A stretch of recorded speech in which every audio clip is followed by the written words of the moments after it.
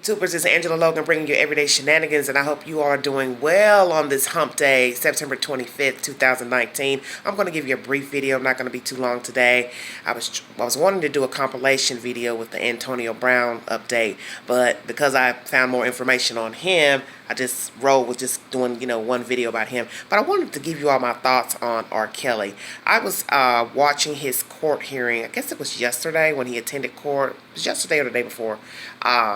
I've been last night. But anyway, I was watching the court hearing. I watched it on a Arizona news network that played, the court proceedings. And so I viewed that briefly, and I was watching his demeanor, and, I don't want to say the funniest thing, but the most interesting thing I noticed was what is the word I'm looking for? How humbled Mr. Kelly looked during his day in court. He's standing before the judge with his attorney. Another gentleman was there representing that Miss Love lady who paid the bond, and that issue came up with her wanting, her bond money back. And this black gentleman was speaking on her behalf. I'm assuming he was her attorney or bondsman or whatever, and he was trying to appease the court of why she should get her money back because she wasn't expecting other charges to come up, and basically the judge said she couldn't get the money back, and she knew that when she signed the slip was had all the information on it, and she was supposed to have read it before signing it, and but he did give her the chance to come back to court, and she had reasonable evidence to show why she should get her money back. So we'll see how that pans out. But my main reason for filming this was his demeanor in court, Mr. Kelly. He was so humble and somber, nodding his head to every word the judge spoke. I don't care what the judge said. He nodded his head and, mumbled. And I was just in awe of this creature, because what I was thinking was, this is the attitude you should have had in your daily life. You see, you should have been humbled when you were out here walking the street and you were free. You should have thought about other people's feelings. You should have been nodding your head in accordance and trying to do right by people. But instead, you were a predator, okay? And you chose that.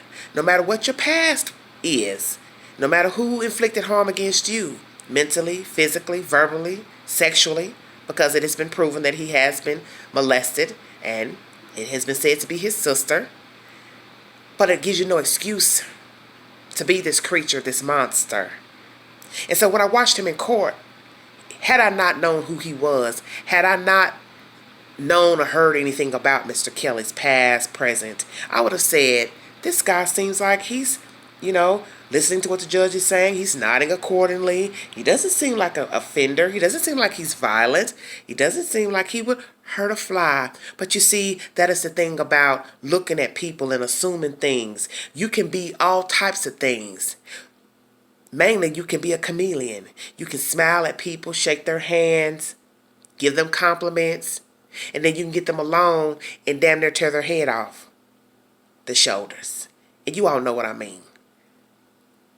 That we are all tainted. Yes, we are. We all have secrets. We've all done foul things, said foul things, done foul things. But when you have become a predator, you're a whole different breed of a human, you see, because this is your vice. This is your way of moving about on earth, is to get what you can get and be glorified in getting it. And there's something wrong with that. And there's something wrong with people who think that's okay.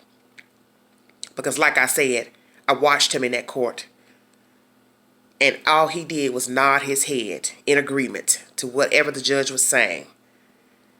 And he basically was nodding even before the judge was rendering a comment. And I thought it was sad, and I thought it was pathetic. Because like I have said before, great performance, and that's what it was. Because we already know that if he was to be let go, he would be back up there in that apartment with them girls, trying to run them, and they nodding their head in accordance. And he'd be out here using people to go find him another young lady to pick up that he can bring to the harem. Yes, I said it because you know it's true. And some of you are still his loyal fans and followers, and you talk crazy to other people because they're not in accordance or agreement to his behavior. You see, I'm one of them type of people. I don't really care about the music. I don't care what you did, whether you are an athlete, a performer, a dancer, a singer, musician, a CEO of a corporation. When you have been found to be foul, when you have been found to violate a person's personal rights, their dignity, I don't care anything about what you did before, because see, what you did before and what you're currently doing, that doesn't mean anything. That's just a ruse. That's just a cover-up. Okay? That's all it is. And to me, he's foul. Because he does not have to be this person that he has chosen to become. He does not have to be this man. He could have took the high road and said, well, I've got an issue. Got an issue with young girls. I'm attracted to kids. I might need to go see somebody. I might need to go see me a doctor, see me a therapist, and see what the hell's going on with me. Because that's not normal to be attracted to children. And it's just sickening to see this grown man sitting up in this court acting like he ain't done nothing and nodding his head in accordance. Like he there by mistake. But for those of you who believe he is innocent, let me tell you something.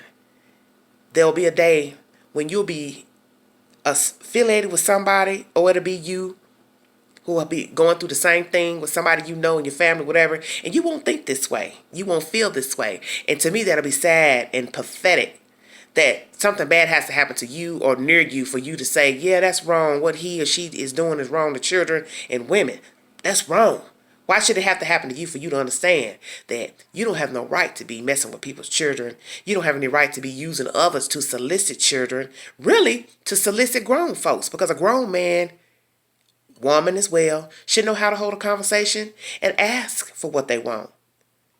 You're interested in somebody, you should be able to go to that person and say, hey, how you doing? What's your name? Woo, woo, woo. Why are you using other people to do your dirty work? And let me say something about those foul heathens too.